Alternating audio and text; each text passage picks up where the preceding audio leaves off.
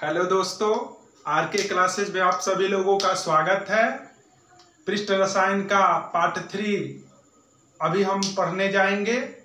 इसके पहले surface chemistry पृष्ठ रसायन में अब तक 2 वीडियो बन चुके हैं, तो कृपया करके सीरियल नंबर से हर वीडियो को अच्छे से नॉलेज लीजिए, पढ़ाई करिए कि ताकि आपको पृष्ठ रसायन कभी जिंदगी में ना भूलें इसको।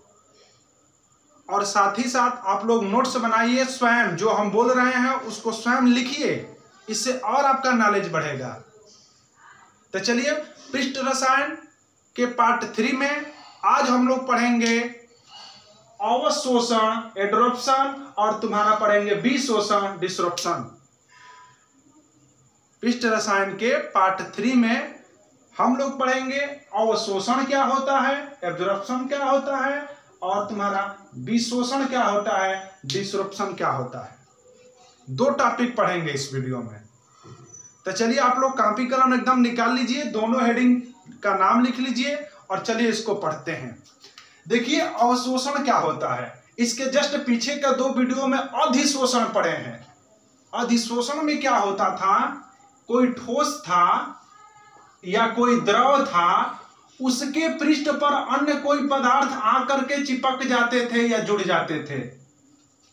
अधिशोषण क्या था कि कोई ठोस था या कोई द्रव था, उसके पृष्ठ पर माने ऊपरी सतह पर अन्य पदार्थ आकर के क्या करते थे, जुड़ जाते थे। तो उस घटना को क्या कहते थे, अधिशोषण कहते थे।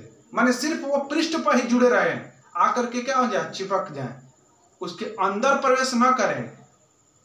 ठीक है। तो जब किसी ठोस या द्रव के पृष्ठ पर अन्य पदार्थ आकर के जुड़ जाते थे तो उस घटना को कहते थे अधिशोषण। परंतु हम लोगों का टॉपिक का नाम है अवशोषण। अवशोषण का मतलब क्या होगा कि अगर कोई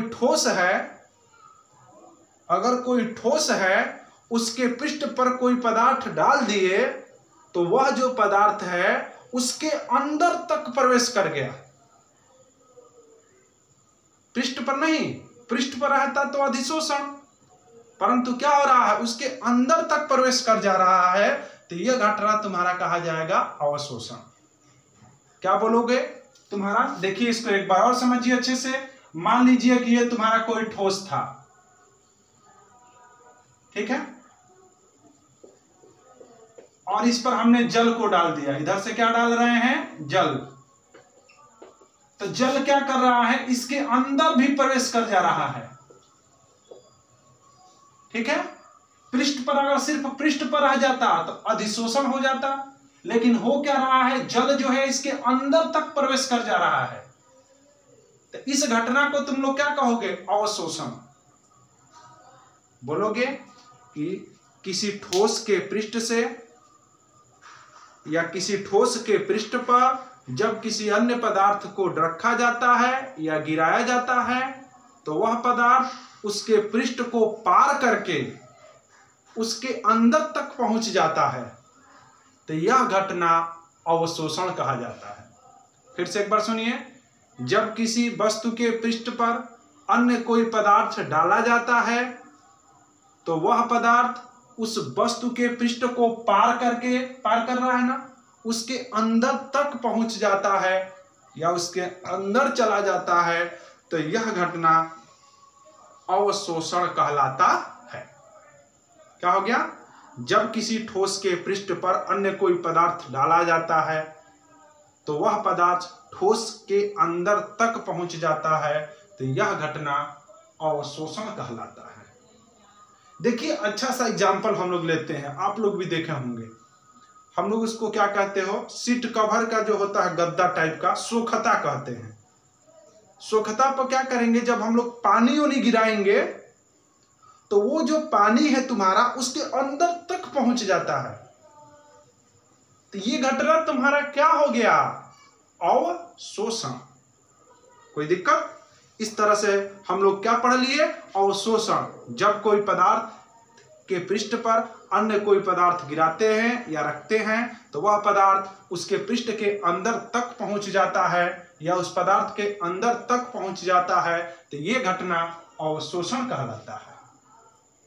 अगला टॉपिक है तुम्हारा विशोषण क्या होता है, डिस्ट्रक्शन क्या होता है तुम्हारा। अवशोषण पढ़ लिए, अब तुम्हारा क्या है विशोषण, उसका उल्टा। किसी पदार्थ के पृष्ठ से या किसी पदार्थ के अंदर से अन्य पदार्थों का अलग होने की घटना विशोषण कहलाता है। हुआ क्या, ईंट था, सोचिए ईंट था, ईंट देखे ही होंगे, उस पर हमने पानी को गिरा दिया तो पानी जो है ईंट के अंदर तक पहुंच जाता है, जिसको हम लोग कहेंगे कि भीग गया है। ईंट पर, ईंट की सतह पर जब हम लोग पानी गिरा दिए तो पानी उसके अंदर तक पहुंच गया ना, तो यह घटना तुम्हारा क्या कहा जाएगा, अवशोषण। परंतु अब क्या करेंगे, उसी को धूप में रख देंगे तो वो जो उसके अंदर तक पानी पहुंचा था पुनः वाष्प बनकर अलग हो जाएगा। अब पहले जैसे तुम्हारा सूखा हुआ ईंट था वैसा ही रह जाएगा। तब क्या हुआ, जो ईंट भीग गया था अब उसको जब धूप में रख दिए तो उसमें जितने भी जल के मॉलिक्यूल थे अंदर चले गए थे, वह पुनः क्या हो जाते हैं, अलग हो जाते हैं। तो यही घटना तुम्हारा विशोषण कहलाता है।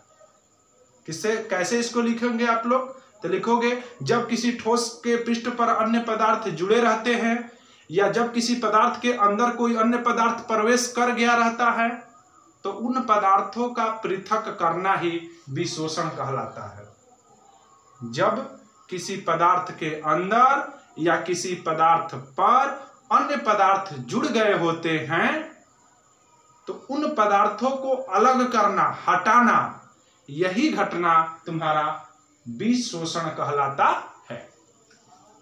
तो इस तरह से हम लोग क्या पढ़ लिए इस वीडियो में, तुम्हारा अवशोषण पढ़ लिए, उसके बाद से क्या पढ़ लिए, विशोषण पढ़ लिए।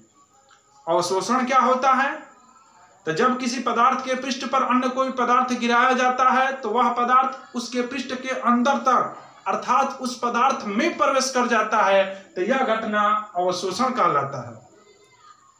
विशोषण क्या होता है, जब किसी ठोस पदार्थ या किसी द्रव के पृष्ठ पर अन्य कोई पदार्थ जुड़ गया होता है या उसके अंदर प्रवेश कर गया होता है तो उन पदार्थों को पुनः अलग करने की घटना विशोषण कहा जाता है। कोई दिक्कत, तो इस तरह से हम लोग अब इस वीडियो में 2 टॉपिक को कवर कर लिए। अगले आने वाला जो वीडियो रहेगा वह तुम्हारा होगा अधिशोषण के कारण, अधिशोषण जो होता था उसका रीजन क्या है। तब तक के लिए आप लोग हमको इजाजत दीजिए और ये जितना पढ़ाए हैं उसको आप लोग नोट्स स्वयं कंप्लीट करिए। धन्यवाद।